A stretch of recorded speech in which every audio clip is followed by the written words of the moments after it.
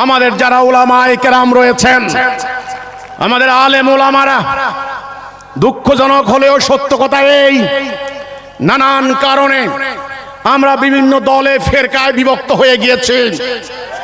আজকে আমাদের বাংলাদেশের 5.5 লক্ষ মসজিদ, হাজার হাজার মাদ্রাসা, লক্ষ লক্ষ মাদ্রাসার স্টুডেন্ট, কোনটা আলিয়া মাদ্রাসার, কোনটা কওমি মাদ্রাসার। আপনারা শিক্ষকতা করছেন মাদ্রাসায়, ইমামতি করছেন মসজিদে, মাহফিল ওয়াজ মাহফিল করছেন। এই শীতকালে লক্ষ লক্ষ মানুষ আপনাদের মাহফিল শোনেন। আমি আলেমদেরকে বলতে চাই, সম্মানিত উলামায়ে কেরাম, এই জাতিকে আল্লাহর তাওহীদের দিকে ডাক দেন।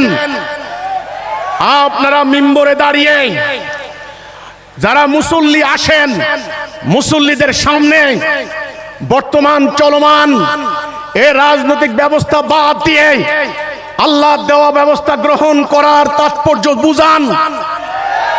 যারা মাহফিলে বক্তব্য দেন, ভালো ভালো বক্তা সুন্দর সুন্দর বয়ান করেন, আপনারা দয়া করে এক ফেরকা আরেক ফেরকার বিরুদ্ধে ছোট্টখাট্ট মাসলা মাসাইলগত বিরোধ নিয়ে, সামান্য আকীদাগত বিরোধ নিয়ে এক গোষ্ঠী আরেক গোষ্ঠীর বিরুদ্ধে বাহাস বিতর্ক না করে, এক গ্রুপ আরেক গ্রুপের মুন্ডুপাত না করে, ধর্মপ্রাণ মানুষের সামনে ইসলামের সুমহান আদর্শ তুলে ধরুন, মানুষকে বুঝান। আল্লাহ দেওয়া কোরআনের আইন না মানলে মানুষের ঈমান থাকে না। আজকে আমরা বিরাট বিরাট সম্মেলন করি, অমুককে কাফের ঘোষণা করতে হবে, অমুককে অমুসলিম ঘোষণা করতে হবে।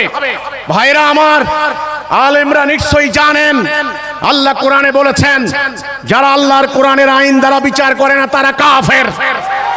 আজকে আমাদের এই 18 কোটি মানুষ, 71 সালের পর দেশ স্বাধীন হয়েছে, আমাদের 92% মুসলমান। আমরা মানবো আল্লাহর আইন, আমাদের আদালতে বিচার হবে আল্লাহর আইনে, আমাদের অর্থনীতিতে সুদ থাকবে না, সেখানে আমরা আল্লাহর হুকুম মানতে পারছি না। এই ধাপ্পাবাজের রাজনীতি আমাদেরকে ধ্বংস করে দিয়েছে।